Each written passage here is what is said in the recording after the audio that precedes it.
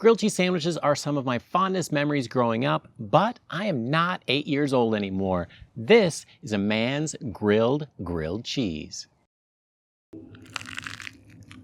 This recipe is as easy as it is delicious, and it starts with some leftover barbecue. If you got some brisket, ribs, or pulled pork, they all go really well. But today I'm using tri-tip.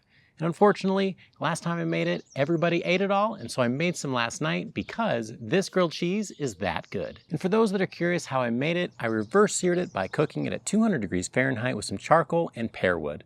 Then I flipped it a few times, and once it starts turning mahogany, it's about the right temp, or 115 degrees Fahrenheit. And this is where I would normally light more charcoal, but since I'm only cooking one tri-tip, I decided to take the easy route, and I got out my grill gun and did a quick sear, and it was good to go. It reached 125 degrees Fahrenheit before I pulled it inside. So that was yesterday, and now it's spent a day in the fridge, and that's gonna allow me to slice it nice and thin. Think roast beef sandwich slices. We're gonna have it that thin so that way it's super tender, but chock full of that smoky beef flavor. But it's not all about the beef. We're gonna add some toppings to amp up this grilled cheese. Caramelized onions are one of my favorite toppings for hamburgers and sandwiches because they add a ton of flavor. But there's a secret ingredient that I like to employ, and that is rendered brisket fat. If you don't have any of this, go ahead and make some. If you don't know how, I've got a video for it up on the channel. And if you don't, you could just use some regular cooking oil, but it does add a lot of beefy flavor to your onions and makes them extra special.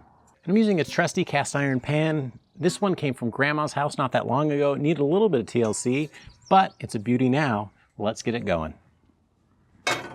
Start off with some of that brisket fat and let it melt in a hot pan.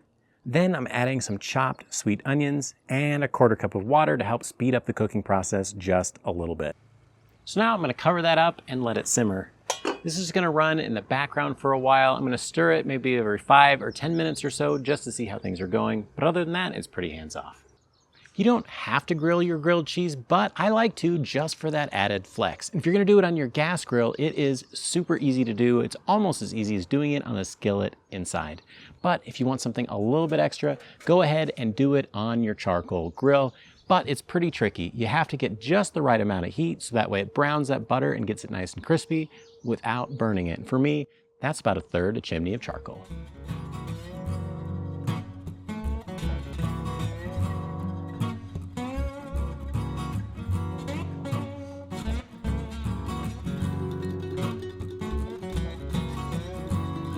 And then when the onions are just about done, I throw in some chopped up garlic to amp up the flavor a little bit more. If I put them in early, they would just burn. So I gotta do it now at the end, right as I turn off the heat. At this point, the ingredients are starting to come together and the smoke coming out of the kettle is getting pretty light. You wouldn't wanna put your bread on there until it's nice and clear or you're gonna end up getting food that tastes like an ashtray. So let's focus on the real secret of the grilled cheese, and that is the cheese. And yeah, you could use American sliced packaged cheese, but you're not 8 years old anymore. It melts really easy, but it tastes like plastic. So we're gonna upgrade and we're gonna go with my favorite, and that is Oaxaca cheese. That's a Mexican style string cheese that's really awesome. But if you can't find it, go ahead and use mozzarella instead. And I like this cheese because it has a really light flavor, but more importantly, it's all about the texture. If you've ever had a mozzarella stick that's been melty and then cooled, you know about that special bite. And this cheese does the exact same thing, and that's what I'm looking for as I bite into that sandwich. Next up, get some of Mrs. GTE's sourdough bread. We fresh baked this morning, so it is super fresh, and it's gonna make an awesome sandwich. Just butter both sides just like you do, and then let's look at the pro tip before you put it on the grill. I'm gonna put the bread butter side down right over the coals, but the problem is the coals have been heating up this grate for quite some time. So if I flip it around, it'll be a little bit cooler and it's less likely to burn. And it's a little bit of a song and dance when you're grilling your grilled cheese because it can get too hot and it's gonna burn really fast. The difference between done and burnt is only a few seconds. So you move it around a little bit so that way it cooks evenly. And then as soon as it gets as toasted as you want, you push it off to the cold side of the grill. Now it's time to get those toppings on. And you can make it however you like, but now that the cheese is just starting to melt, I like to put my meat on there as well as those caramelized onions. If you have done some meat that's been pretty heavily smoked, you could throw some barbecue sauce on there, or I like some spicy mustard.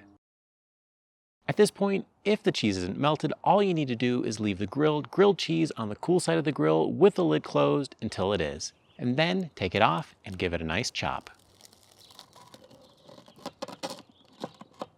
I don't know about you, but I've been waiting since last night to be able to taste this.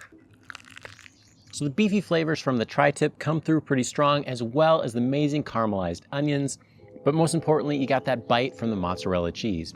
And if sandwiches are your thing, check out this one. This chicken sandwich is better than Chick-fil-A, and I made it in a video so you can check it out too.